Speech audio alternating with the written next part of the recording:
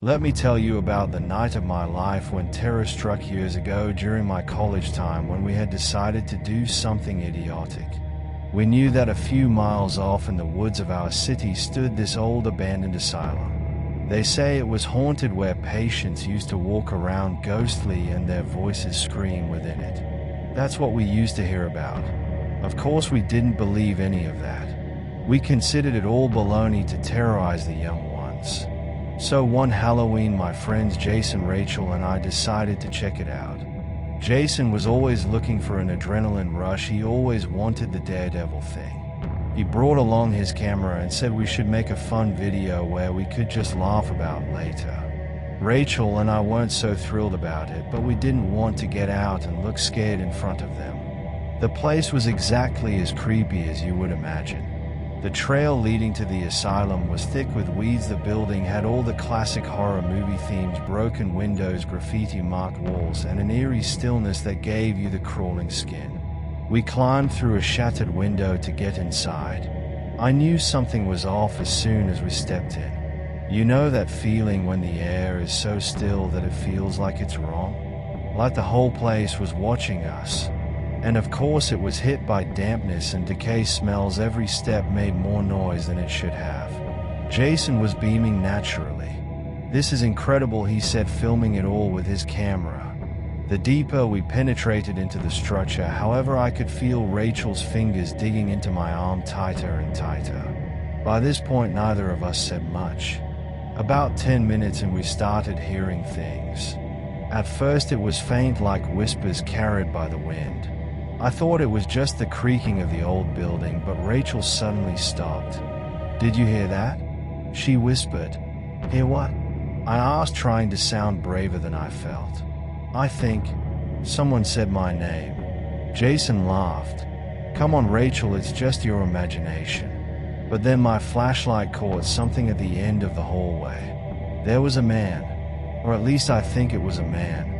He was in some kind of hospital gown and his head was tilted at this weird angle like it was broken. Before I could say anything, he twitched and disappeared into a side room. "Did you see that?" I asked, my voice shaking. Jason looked up from his camera. "See what?" I didn't have time to tell him what it was because Rachel freaked out. "We have to leave now."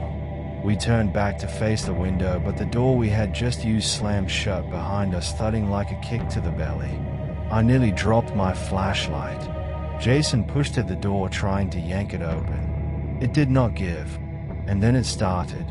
The whispers grew into what sounded like screaming for crying out loud. And I really believe you thought you felt the temperature drop to freeze instantly. The flickering from our flashlights had started. Jason's camera shorted. "Let's go, let's find another way out," I yelled. We were about to run back, and at this time Rachel screamed. Bloody awful scream it was. I flicked the flashlight around my area and saw her. The nurse. She was standing right in front of Rachel, inches away. Her face was pale and hollow, eyes pitch black and blood dripping from her mouth. She stretched out a hand to Rachel, and I swear that's the first time I was ever scared in my life. "Run," Jason shouted. We ran down the hall, but the building seemed to be shifting, taking us in circles. Somehow Rachel and I made our way back to the broken window. We climbed out and took off running.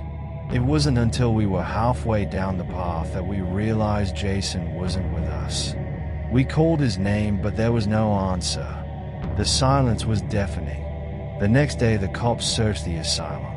They didn't find Jason. All they found was his camera near the window we escaped from. When we watched the footage, the last thing it showed was Jason wandering alone, calling for us. Then in the final frame, a shadowy figure appeared behind him. Jason turned, the screen went black, and that was it. Even to this day I have no idea what happened in that asylum. All I know is I'm never going back. And if you're ever in Pennsylvania and someone dares you to check it out, don't. Trust me, it's not worth it.